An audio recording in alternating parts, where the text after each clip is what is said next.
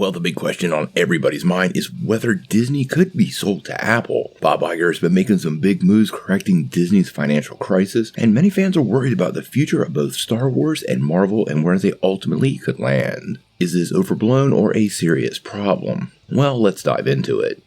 Well, the last couple of months have been pretty rough for Disney. The stock prices are down to 2014 levels, Marvel's had some bombs, streaming service numbers are going in the wrong direction, and clearly it's time for some big changes. Now, over the last couple of weeks, we've started to hear rumblings about the possibility of Disney being sold to Apple. Bob Iger recently extended his contract through 2026, and many people feel like he is positioning Disney to be sold to the giant tech company, effectively putting an end to the 100-year legacy of the organization. But quite honestly, guys, I don't think that's what's going to happen. Now, over the last couple of years, Disney has expanded their footprint in pretty amazing ways. In a very short period of time, they actually bought Marvel, they bought Star Wars, they bought Fox, and they've expanded their footprint on various streaming services in an incredible way. Most people don't realize exactly how big Disney is, but if you check out this graphic we're running right now, it is utterly amazing how many companies Disney owns. When you look at this, you realize Disney's footprint is so big that the possibilities of being sold to Apple might feel like a threat, but it suggests many other possibilities that are more realistic and more likely that will keep the brand alive for decades.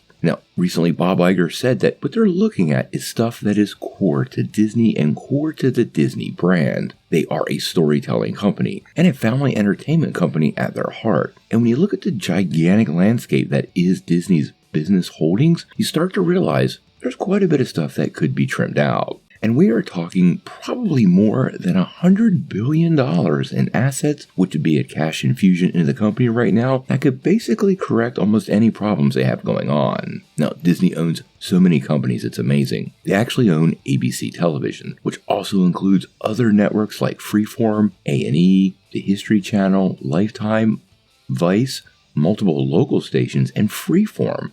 Any of which or all of which could be on the chopping block to be sold to generate some revenue for the company. We also have ESPN, and sports are not at the heart of what Disney is, so I think this is also a huge candidate for Disney to possibly sell off. We also had the Fox acquisition a couple years ago, which did add a lot of Fox content to their library, but also included other Fox networks. These are things like Fox Sports and FX, which has been mentioned specifically as a potential company that could be sold off, so I think we should keep an eye on all of these. We also have National Geographic and Sky Network, as well as the big question of Hulu. Now, Disney already owns a stake in Hulu, but they have a big payment coming due to Comcast, and that's going to be in the billions of dollars, raising a question about where Hulu fits into the larger equation. Now, obviously, Disney has big streaming aspirations, but when you look at this wider conglomerate of companies, you can find multiple places where there is a distinct possibility of Disney selling those companies to keep the core healthy. If I'm making any predictions, I do suspect a lot of the sports properties could be sold off, some of those Fox networks could go, and Disney might make a huge strategic decision on Hulu on whether to roll that into Disney Plus and pay the price tag to Comcast, or sell their portion of the network off, cutting ties with the streamer and sending it on its way to do its own thing while they pursue Disney Plus.